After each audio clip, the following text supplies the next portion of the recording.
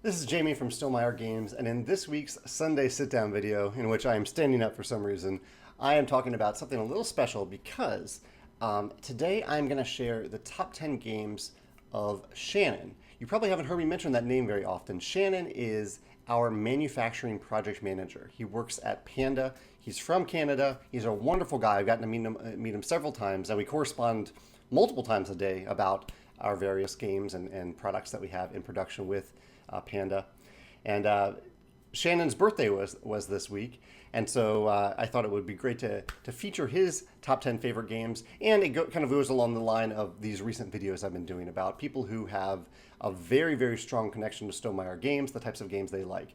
Shannon is not involved at all in the process of selecting games that we publish. He is just there on the production and manufacturing side. So I want to make that clear up front. Also up front, Shannon didn't include any Stonemaier games on this list intentionally. I don't know if they actually would have made the top 10, but he did want me to share up front that he is a big fan of Scythe, Viticulture, Charterstone, and Tapestry in particular among our games.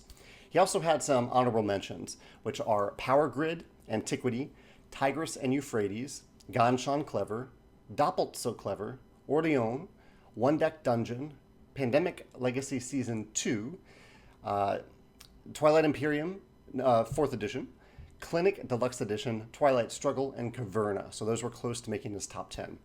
Also, before I jump into the top 10, Shannon does have some thoughts here that I'm going to share, but I want to clarify that Shannon did not rank these games. So to choose the order of them, I decided to rank them in the order that I like these games, but the rankings are entirely my own. Shannon did not rank them. He just compiled a top 10 of games that he really loves. So let me start with two games that I haven't played at all, and so we'll have to just get Shannon's impressions of them. One is Lords of Xidit, Xidit. In Lords of Xidit, Shannon says that it is his favorite pick up and deliver game. He says it plays differently with lower and higher counts, as manipulating the bot player's tracks in the 3-player game can be hugely strategic. Yeah, I haven't played this. I need to. I think the art is beautiful. I think it's in the Seasons universe or world of games, and I'm pretty sure it has a pretty cool end game mechanism too, where maybe you can only score your lowest category, something like that. Also similar to Tigris and Euphrates, which Shannon mentioned earlier. So maybe he likes that mechanism. So I put that at number 10, just to have a number 10 on here, and also number 9, Pax Pamir. Which I put at number 9. I haven't played it, but I'm slightly more interested in playing it than Lords of Xidit, because I can pronounce the name. Pax Pamir 2nd edition, Shannon says it is his favorite of the Pax games and the most beautiful one too. He says there's great tension as you wait for those scoring cards to come into the market. I've seen this on the table. Some friends have it. I need to really definitely play that when this pandemic lets us meet with people and game in person again. So let's get to the games that I've played. Again, these are my rankings, not Shannon's. He has simply given me a top 10 games that he loves, unranked. But my number 8 favorite among the games that he mentioned is Through the Ages. Shannon says this about Through the Ages.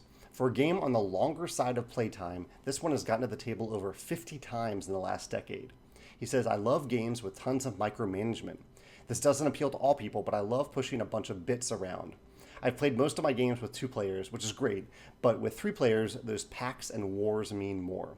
He says it's too long with 4 players. And I've heard that a lot myself. My only play of it was with 2 players. I'd like to play it with 3, maybe have a longer game day to make that happen, because I think it would take a few hours. But I also need to try it on the app. I've heard the app is fantastic. My number 7 favorite game among Shannon's top 10 favorite games is Brass. Shannon has played a bunch of the different versions of Brass, the originals, the new, Lancashire, and Birmingham. And he says, I played the original Brass a lot and actually prefer the old board and components. He says, that being said, I really like the changes made in Brass Birmingham, which I probably prefer to Lancashire. I got the Brass Birmingham Kickstarter, and you can kind of see the photo in the main photo of this main image for this video, and it's a beautiful production. I love the idea that you're essentially playing 2 games or 2 eras that feel very much like 2 separate eras, and I love the positive player interaction in the game as well. So that's number 7, Brass.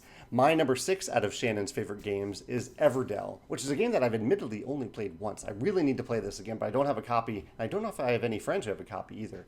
But here's what Shannon says about Everdell. He says it's his current favorite to play with his wife. Lots of cards, beautiful art and world, fun card combos. Yeah, lots of cool card combos in Everdell. I can see how people would go very deep into the game, and I think I've actually heard it compared to Wingspan a little bit in terms of the number of different combinations and the order of operations, how much that matters in the game. My number 5 out of Shannon's top 10 is Paladins of the West Kingdom. I do have a copy of this, but a friend has it right now. He says, none of these games I actually have copies of. Shannon says, I like how everyone has their own player boards with worker actions that you improve over the course of the game. I also like deciding which paladin to use this round, which to possibly use next round, and which to not think about at this moment. Yeah, that's a fun little decision to make every round. Like which card are you keeping, which one are you putting on top of your deck, and which one are you putting on the bottom of the deck, possibly or maybe definitely never to see again. That's a fun little mechanism at the beginning of each round. I think that was my favorite mechanism on the video that I made about this game. That's number 5. My number 4 favorite game, and this is actually very close. This is Blood Rage and Paladins. That was a very close toss-up for number 5 and number 4. But Blood Rage, here's what Shannon says about Blood Rage. The card drafting is fantastic. I always want to keep every card, but of course you can't. It's always a tense game, and I appreciate the multiple ways to score points. You can win a game by intentionally losing battles. And that in itself is awesome. The Loki mechanism in Blood Rage, where you can throw a battle and actually benefit from it more than the person who won, that's incredible. But I also love the drafting and how it's tied to combat. It makes Blood Rage one of my favorite combat games. Blood Rage is actually a game where I struggle to remember the exact nitty-gritty of how to do a combat, but I love the open information that you're passing around every round, how you can see, hey, I just passed this super powerful card to the player on my left. Do I want to attack that player during this round because I know I gave them this card? Do I know if they kept it or not? But I love that there's some information there in the drafting. Great game, Blood Rage. That's not my number 4 out of Shannon's top 10. My number 3 out of Shannon's top 10 is Root. Here's what Shannon says about Root. He says, I love this game, and my group will often play 2 games in a row, switching factions. I love the asymmetry. I can see why they'd want to try multiple factions in the same game. I love the asymmetry in it. One of them actually came up as a great example in a recent video. Gerald brought this up in my video about a VR game, actually, a game called Box VR, in which I was talking about streaks in the game, how it can be satisfying to get a streak, and an unbroken streak. And one of the factions in Root, he mentioned the blue faction, I think the Eerie, the birds, they have that exact mechanism. They have a streaking mechanism where you're lining up these turns where every turn you're playing a card and not refreshing, and that can be really satisfying. And that's just one faction of the game. That's a whole game in itself right there, but that's just one faction. Root, awesome game. My number 3 out of Shannon's top 10. My number 2 out of Shannon's top 10 is Terraforming Mars. Shannon says, so many cards and combos to try. Sounds like Shannon really loves combos. He says, the interactions on the board only make this game more interactive, although I really have no problem with multiplayer solitaire. And I can actually really relate to that. I love games where I have my own little puzzle to figure out. While there are plenty of interactions on the board in Terra Mystica, or Terraforming Mars, I do love the little puzzle that I have on my little economic mat and the increase in benefits throughout the game. You start out feeling somewhat powerful in the game, and then you get to feel more and more powerful as that income grows throughout the game. So yeah, Terraforming Mars, my number 2 out of Shannon's top 10. As for number 1, again, this is my number 1. It was just on Shannon's list. And he says, and this is Russian Railroads. This is actually one of my favorite games that I've been playing lately because it's available on Board Game Arena. It's a great game to play on Board Game Arena. Shannon says, Russian Railroads, his current favorite worker placement game. He says, I'm really horrible at it, but I am determined to figure it out. I might have to figure out a way to get Shannon to join me for a game on Board Game Arena of Russian Railroads sometime soon. I actually had my best game ever very recently on there, where everything kind of lined up really, really well in the game. But I love the game. I love the engine building. I love that you're starting out in the beginning of the first round. You might only end up with 4 or 5 points. But in the final round, you might get 200 points. It elevates and ramps up. There's so much progression in the game, and it just feels so good to get more and more points throughout the game. And the worker placement itself is awesome.